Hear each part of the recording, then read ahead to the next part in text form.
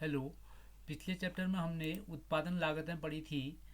अल्पकाल में और दीर्घकाल में हमने देखा था अल्पकाल में केवल स्थिर लागत परिवर्तनशील लागत होती हैं और दीर्घकाल में दोनों प्रकार की लागतें होती हैं। आज हम उसको वक्रों के माध्यम से समझेंगे किस प्रकार से अल्पकालीन और दीर्घकालीन लागतें होती हैं।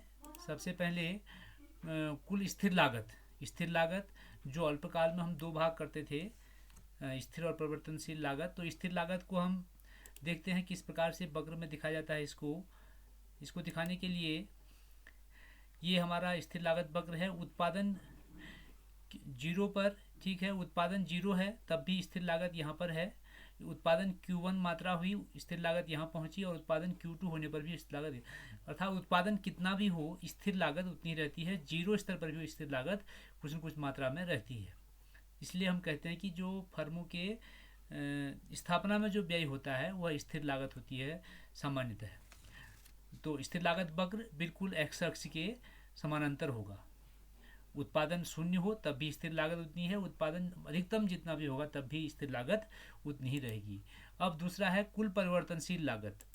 कुल परिवर्तनशील लागत के लिए हम देखते हैं जब उत्पादन कार्य शुरू किया जाता है तो उसके बाद जो कच्चा माल या मजदूरों या अन्य ऊर्जा पर व्यय होता है उसको हम परिवर्ती लागत कहते हैं। तो उसको दिखाने का वक्र देखिए किस प्रकार से परिवर्ती लागत हम दिखाते हैं। इस प्रकार का वक्र बनता है परिवर्ती लागत का। टोटल वेरिएबल कॉस्ट कहेंगे इसको। उत्पादन एक्स अक्ष में है और वाई अक्ष में हमारा लागत है। तो पहले देखिए उत्पादन इस स्तर पर था, उत्पादन इतना हुआ, इसको हम Q1 मान लें। उस समय लागत थी P1 मान लें इसको, या हाँ P1 लागत हो गई। उत्पादन फिर बढ़ा, लागत फिर बढ़ी, उत्पादन जितना बढ़ाया हमारा यहाँ पहुँचता तो लागत यहाँ पहुँच गई, और उत्पादन और बढ़ाने पर लागत और बढ़ गई। इस प्रकार से जैसे जैसे उत्पादन बढ़ रहा है उस प्रकार से लागत बढ़ रही है। उत्पादन इतना होने पर लागत इतनी हो गई है। ये क्या है? ये आपका हम कहें प्रवर्ती लागत है। तो ये प्रवर्ती लागत वक्र इस प्रकार से ऊपर को जाता हुआ होगा। इसको हम टोटल वेरिएबल कॉस्ट भी कहते हैं, प्रवर्ती लागत वक्र। अब हम आगे देखते हैं कुल उत्पादन लागत। अब कुल उत्पादन लागत क्या है? कुल स्थिर लागत और कुल परिवर्ती लागत जो हमने अभी पढ़े थे, स्थिर लागत और परिवर्ती लागत का योग कुल उत्पादन लागत होता है। जैसे हमने देखा ये आपकी टीबीसी है, अर्थात ये टोटल वेरिएबल कॉस्ट का वक्र हमने अभी देखा था, इस प्रकार से ऊपर गया था। और टोटल फिक्स कॉस्ट का वक्र हमने देखा था, सीधा गया था इस प्रकार से ये। तो इनका योग क्या होगा? टोटल कॉस्ट होगा। अर्थात माना हम देखें किसी के उत्पादन में total variable cost, total fix cost 2000 है, और जो फिक्स कॉस्ट जो आपकी वेरिएबल कॉस्ट है वो वेरिएबल कॉस्ट हमारी 500 है। तो कुल जो आपका लागत हो जाएगा वो 2500 कुल लागत हो जाएगी।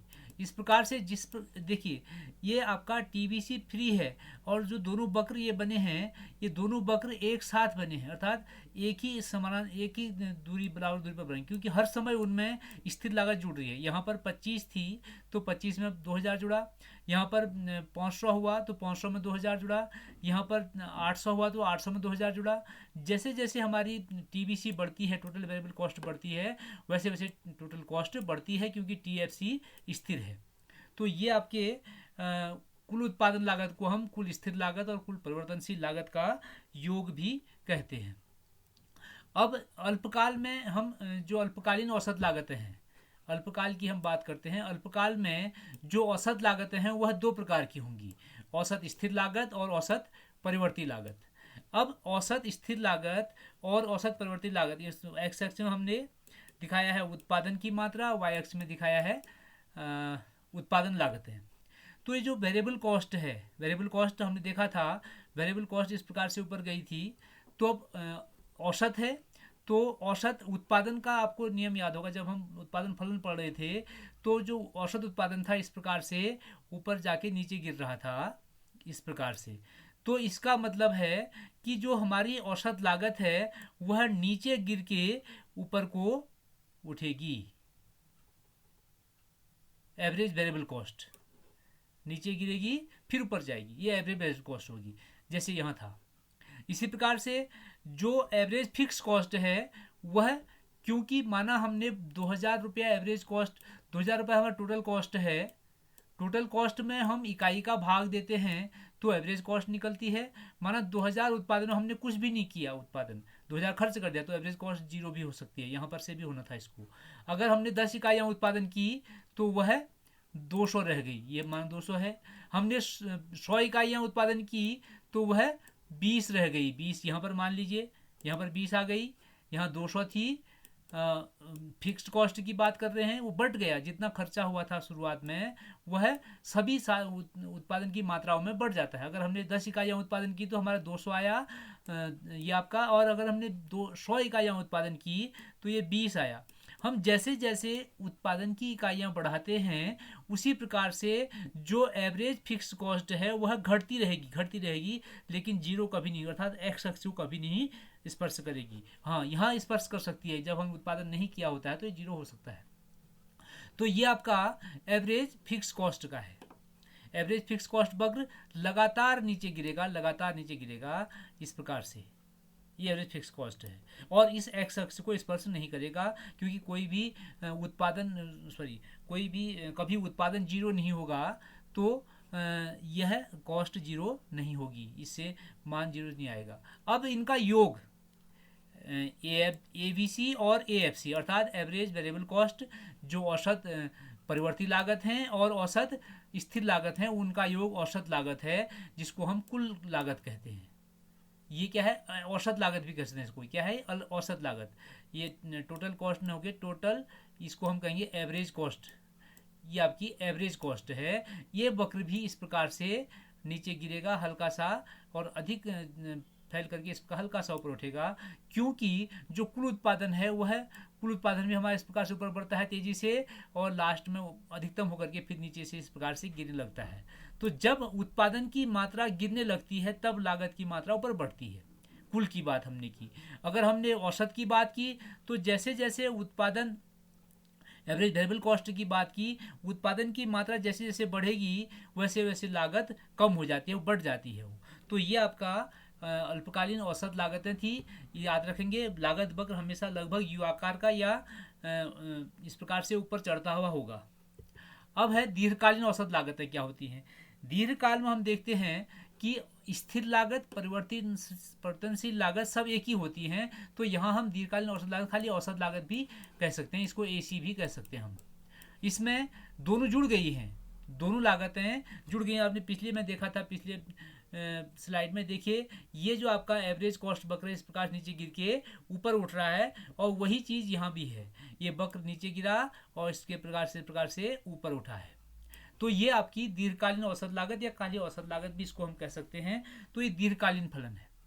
अगर अब देखिए, ये लागत वक्र यू आकार का है, आपने जब उत्पादन वक्र देखेंगे, अभी आगम वक्र देखेंगे कि कितना रुपया मिल रहा है, वो इस प्रकार से उल्टे यू आकार के होंगे, कितना उसको मिला। या उत्पादन वक्र भी उल्टे यू आकार लगभग के ही होते हैं। हमने देखा था सीमांत उत्पादन भी ऐसे था, औसत उत्पादन भी ऐसे था, और जो कुल उत्पादन भी ऐसे कहीं कहीं जाकर के वो भी नीचे गिर रहा था, क्योंकि उत्पादन की मात्रा बढ़ने के साथ साथ जो लागतें हैं, औसत लागत की हम बात कर रहे हैं पहले, तो वह बढ़ जा रही है। जैसे जैसे उत्पादन बढ़ता है वह औसत लागत इकाइयों में बढ़ जाती है, इसलिए औसत लागत वक्र हमेशा पहले ऊपर से नीचे गिरता है, लागत गिरेगी। अब जब तक उत्पादन अधिकतम होगा तो लागत न्यूनतम होगी इस वक्र पर। इसको इस प्रकार से अगर हम उत्पादन वक्र देखें, इस प्रकार से ऐसे आएगा, ये ऐसे आएगा, और जैसे जैसे उत्पादन गिरने लगेगा अब, और उस प्रकार से लागत वक्र ऊपर को चढ़ने लगेगा। तो ये औसत लागत का विश्लेषण था। अगले वीडियो में हम जो सीमांत लागतें हैं उनको पढ़ेंगे। सीमांत जो लागत है, सीमांत लागत क्या है, सीमांत जो आपकी परिवर्ती लागत क्या है, सीमांत जो फिक्स कॉस्ट क्या है, और सीमांत लागत क्या है, उनके वक्र कैसे होते हैं, और औसत लागत और सीमांत लागत का संबंध क्या है, वो बहुत ज़रूरी है।